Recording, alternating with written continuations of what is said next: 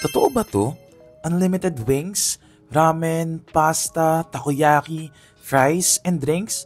399 lang? Grabe, ako din hindi rin ako makapaniwala nung una. Pero ayun na nga, finally, I checked out Wingzilla dito sa may monumento. I have been seeing this all over my feed and I was like, okay, let's see if this is worth the hype or just another unli na, after 2 plates, give up ka na. Meron kasi kaming errand malapit dito sa area, kaya sabi ko, why not subukan na natin? Sakto nga kasi lunchtime nun, pero hindi masyadong matao. In fact, kami pa nga lang yun nandun. Pero after a few minutes naman, ay dumagsa na rin yung tao.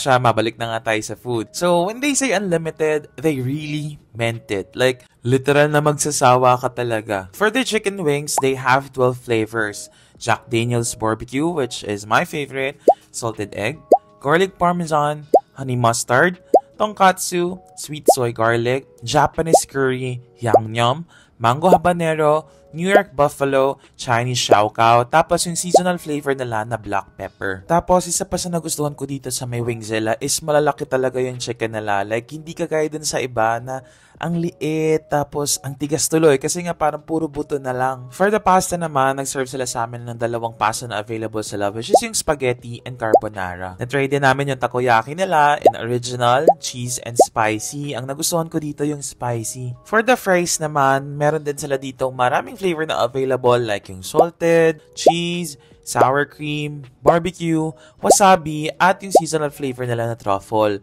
Yung truffle guys, legit, nagulat ako. Ang lasa niya, expensive, pero sobrang affordable kasi nga part siya ng unlimited. Hello? At guys, hindi pa dyan nagtatapos. Unlimited din yung drinks nila dito. Meron ditong water, soft drinks, kayo na bahala kung anong gusto nyo. At lahat nga ng yan ay unlimited guys for only 399 pesos.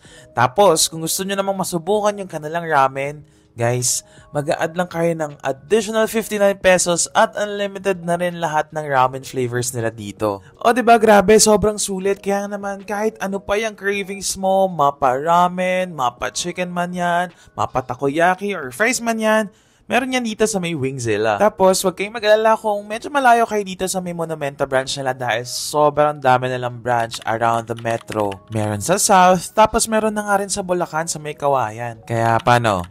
Kita kits?